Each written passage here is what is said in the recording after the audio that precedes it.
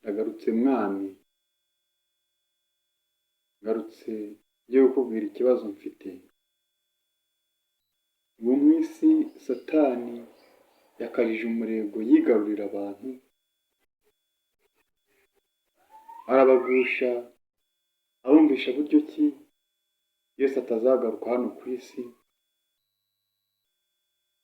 bityo bakayoba bagakora nk'abantu bari mu bwihebe bazi ko ngo nta juru rihari. Uri kubikoraho iki nk'umukumbi wasigiwe? Ndagusaba imbaraga ngo unkomeze, kuko Mana njye ubwanjye ndumva nakwigumira aha ngaha, mu isi birakomeye. Satani ari kurushaho kugusha abantu. Iki ni cyo gihe cyo gukora, ntucike intege. Igihe kizagera ukubitwe, utotezwe, ariko muzihangane. Niba unyumva Mana, wagira icyo ukorera abantu bawe, bitabaye ibyo Satani agiye kubatunyaga bazagana irimbukiro. Umva mushumba, ragira intama zawe, naho kuvuga ngo uraguma inaha ntabwo bishoboka utarasoza umurimo nagushinze aho ku isi. Umva icyo nkubwira, ntugire icyo usabira aba bantu kandi ntunakambire ku bwabo, kuko ibyo bakora babikora nkana nk'abihorera, ariko igihe kirasohoye. None se ko arizo ntama wansigiye, undagira umukumbi wawe Satani atawudutwara, nabuzwa n'iki kubavugira aho bikomeye? Oya, gabanya amaganya menshi ku banyabyaha nk'abo ngabo. Igikuru ni ukubigisha bakumva bagahinduka, bitabaye ibyo bazaba birundarundiriza amakara y'umuriro utazima. Ntunkitirize, kuko ibyo bakora babikora nkana babizi ko ari bibi kandi babishaka, kuko bazi ukuri kuri byo. Mbese ntubona ibyo bakorera mu mayira? Abana babo bato baratashya inkwi, ba se bagacyana umuriro, abagore babo bategura imigati yo gutura ibigirwamana. Bisobanura ngo Satani yinjiye mu muryango,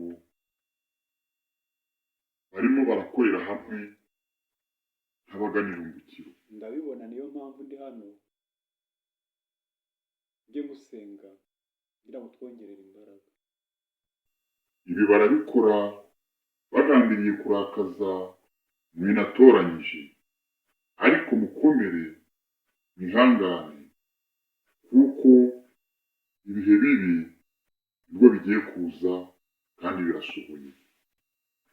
Icyo gitumye ngiye kugutuma ugende ubabwire uti nta kuntu ntagize mbagirira neza, Yego. kandi bakaba bakomeje kwigomeka. Igihe kiraje kandi kirasohoye, nijye ubaburiye. Mbere se mwami mvuga ibyo ko numva uvuze byinshi? Mbere Nibasubire ku rufatiro bakore neza nk'uko babitangiye mbere bakimenya, bitabaye ibyo nzabarimbura. Genda ubasomere ibyanditswe, ubasomere ibyo Yeremiya yahuguje Abisiraheli uhereye ku murongo wa 16 wo mu gice cya 7. wa 16 wo mu gice cya 7. Nyamara ndabasura nkababwira nti nimunyumva neza Murakoze. mugakora ibikwiye, nzaba Imana yanyu, muzaba ubwoko bwanjye, nibwo muzamererwa neza. Nyamara ntibanyumviye, ntibanyitayeho, ahubwo bakomeje gukora imigambi yabo mibi, basubira inyuma aho kujya imbere. Kugeza ubu ndacyabatumaho, ariko bakomeje gukora ibibi kurushaho. Batumaho abahanuzi, ariko ntibanyumva. Genda urinde umukumbi naguhaye. murakoze.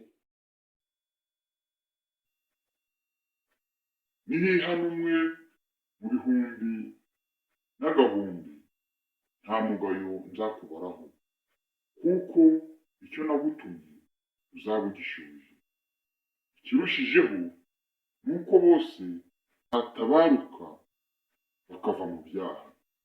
Ngaho genda, umwanya naguhaye ndakeka basobanukiwe wumvise murakoze. icyo ugiye gukora. ubwo mutwumvise mukumva icyifuzo nanyuzaniye ubwoko bwawe, nasubire ku isi gerageze ndebe ibyo mumbwiye nabishyira mu bikorwa.